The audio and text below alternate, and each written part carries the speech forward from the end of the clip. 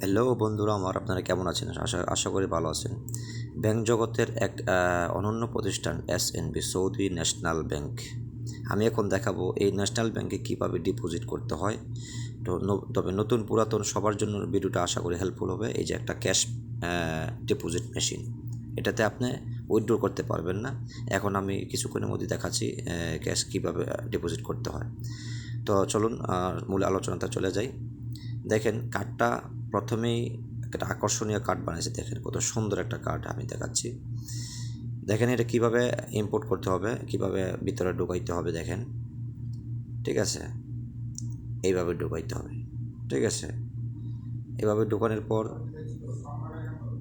প্রথম ধাপ ঢুকাইলেন কার্ডটা। আপনাকে প্রথমে একটু সময় নেবে এটা রিড করার জন্য।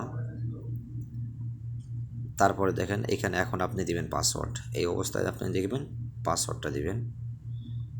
পাসওয়ার্ড দেওয়ার পরে কন্টিনিউ ইংলিশে চাপবেন, এতে আপনি বুঝবেন না। আরবি যদি বুঝেন তা আরবিতে দিতে পারেন, কোনো সমস্যা নেই। ঠিক আছে, তো এতটুকু আপনার সময় নেবে প্রসেসিং হতে।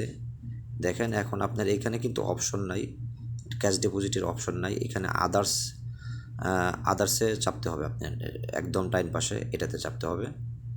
ঠিক আছে, দেখেন উপরে ক্যাশ ডিপোজিট চলে আসছে। ক্যাশ ডিপোজিট আমি ক্লিক করলাম, একটু সময় দিল। এখানে জিজ্ঞেস করলো যে আপনার ওন অ্যাকাউন্ট বা এরকম একটা কিছু জিজ্ঞেস করলো। Cash deposit is own number. ঠিক আছে, তো এটা দেওয়ার পর একটু সময় নেবে। তখন আপনাকে যেই প্রশ্নটা করবে সেটা হচ্ছে যে আপনি দেখেন, হ্যাঁ, এখানে দিয়ে দিল আপনার অপশন ডিপোজিট করার জন্য।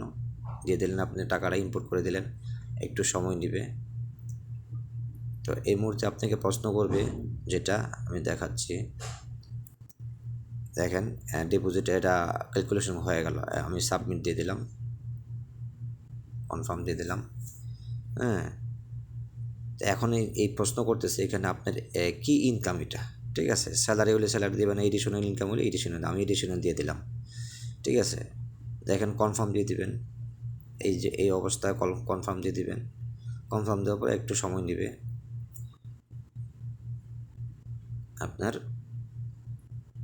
প্রসেসিংয়ের জন্য একটু সময় দিতে হবে। দেখেন আপনার ডিপোজিট হয়ে গেছে। ঠিক আছে, এখন আপনি যদি আদার্স কোনো ট্রানজ্যাকশন করতে চান তাহলে ইয়েস দিবেন, আর না করতে চাইলে নো দিবেন, অথবা রিসিপ্ট চাইলে কন্ট্যাক্ট রিসিপ্ট দিয়ে দিবেন।